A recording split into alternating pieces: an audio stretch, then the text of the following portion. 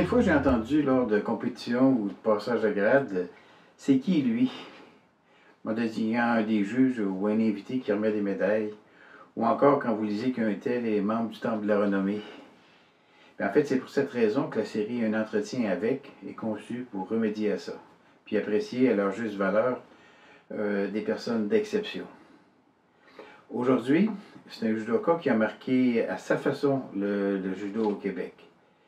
J'ai nommé Benoît Séguin, 5e dan, professeur à l'Université de Sherbrooke en éducation physique, puis qui pratique maintenant depuis 50 ans, et qui a développé un aspect qui est vraiment insoupçonné des bénéfices de la pratique du judo, apprendre à tomber aux personnes âgées.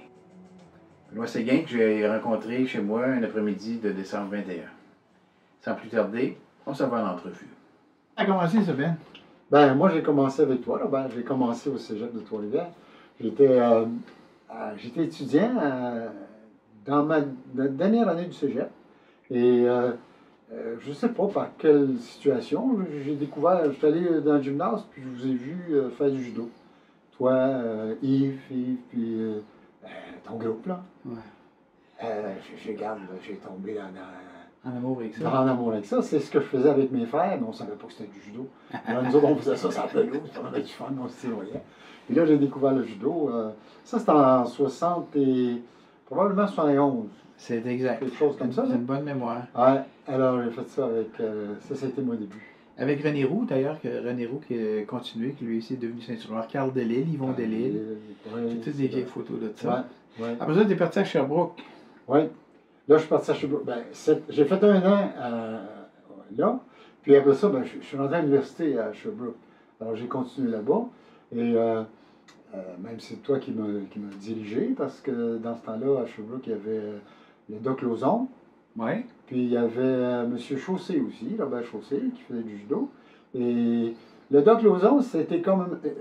Je crois qu'il était directeur des tournois au niveau provincial. Ce qui fait que c'était peut-être la personne la plus, si on peut dire, dans le domaine, là, à cause qu'il était impliqué beaucoup au niveau du Judo Québec. Alors je me suis retrouvé là, au Toit-Coucane. C'est Dr. Lauzon qui faisait ça. Ah. Ouais. Mais tu vois, ça c'est bien historique, mais ce qui m'a impressionné beaucoup, c'est ton affaire que tu as fait il n'y a pas tellement longtemps avec, avec le livre Apprendre à tomber. J'aimerais ça que tu me parles de ce projet-là parce que c'est vraiment dans l'esprit du Jigoro Kano. Ça, un projet comme ça, de sortir le judo du dojo, c'est vraiment ce que Jigoro Kano désirait de faire, je veux dire, de mettre une brique dans l'édifice de la société. Fait que, parle-moi de ce projet-là, parce que j'y suis arrivé. Oui. Ben, j'étais à l'Université de Sherbrooke. J'avais le dojo, là, au centre sportif. Puis un de mes anciens profs à la faculté donnait des cours de stabilisation des gens de sclérose en plaques. Puis là, il m'a dit, sclérose en plaques, c'est beau la stabilité, mais ils sont excessivement à risque. Puis il m'a demandé si je pouvais faire de quoi de judo. Et c'est là que je l'ai découvert moi-même en leur donnant. Moi, j'ai dit oui, je dis, tous ces projets-là, hein, c'était comme moi là-bas, hein, on dit oui à ces choses. Puis là, j'ai donné ça, puis moi-même, j'ai été surpris. Je lui donne, je pense, 8-10 cours d'une demi-heure sur comment aborder la chute lorsqu'il tombe. Puis j'ai des bons résultats. On me dit, hey, j'ai tombé, j'ai fait ce que tu as dit, mais c'est pas fait mal. Là, il y a quelque chose là. Et c'est là que j'ai vu que c'est beau pour le judo. Moi, j'ai toujours enseigné ça à mes jeunes qui font, tu sais, là. J'ai un jeune que son père me dit, hey, regarde, depuis qu'il fait des cours de judo avec toi au soccer, il est capable de tomber, puis c'est plus le même joueur, puis tout, tu sais. Là, j'ai dit, regarde, ça doit être bon pour tout le monde, ça. Et là, c'est là que je me suis mis à cogiter, comme on dit, puis regarder, puis je me promenais en vélo, puis j'avais des idées qui passaient, j'écrivais ça. Assez pour dire, oui, on peut montrer à des gens qui n'ont aucune notion de judo, puis même s'ils ne font pas de sport, on peut leur apprendre comment éviter les blessures, surtout éviter les fractures lors des chutes. C'est là que le projet a fait boule de neige, et regarde, je suis pas le seul, là, maintenant, là, en Beauce, à Saint-Hyacinthe, chez Louis de Lavigne, en Beauce avec Martin, déjà ici à Trois-Rivières aussi, il y a des choses qui se font, là.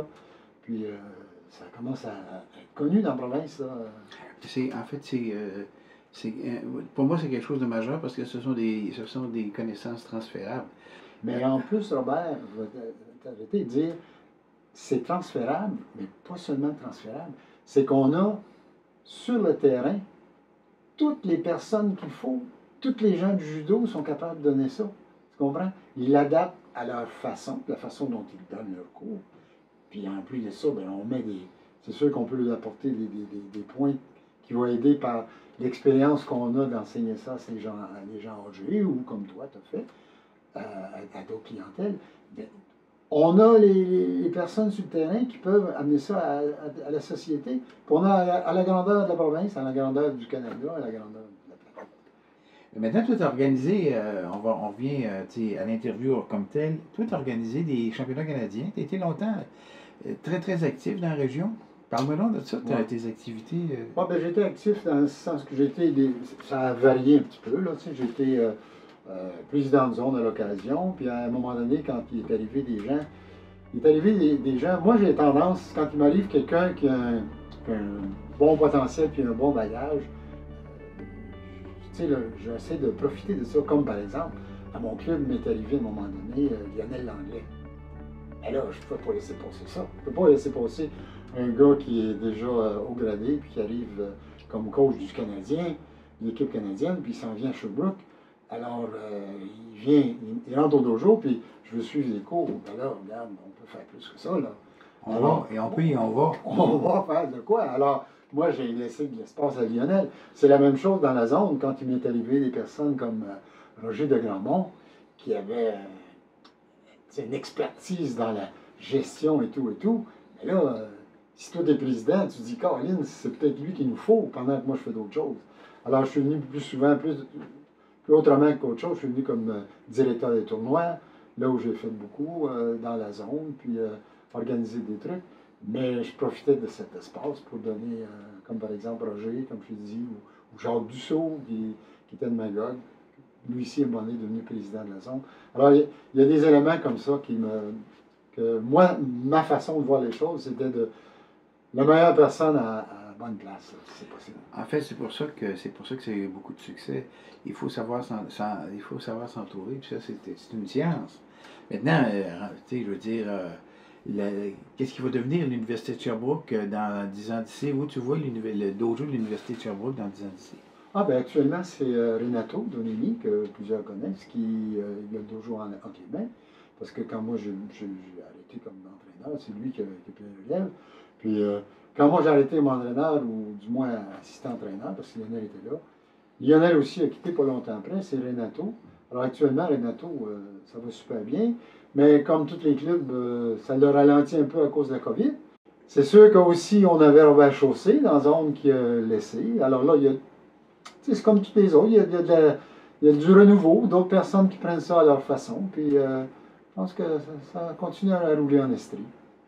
En tout cas, merci beaucoup, Ben. C'était un plaisir de parler avec toi. Fait que, écoute, on va se revoir sûrement sur les tapis tôt ou tard, puis on pourra tomber ensemble. Ouais, c'est ça. OK, bye-bye. C'est bon. Quel parcours, quelle vision, quel homme sympathique. Merci, Benoît, de ta disponibilité et de ton éternelle gentillesse. Tu changes la vie de bien des gens.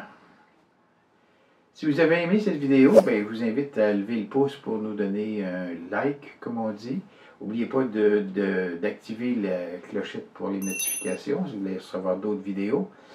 Et surtout, abonnez-vous à la chaîne Martialement Vôtre. On parle de judo et des différents aspects de ce sport-là. En attendant, faites attention à vous. On veut vous retrouver sur le tapis le plus rapidement possible. D'ici là, je vous remercie de m'avoir écouté et au revoir.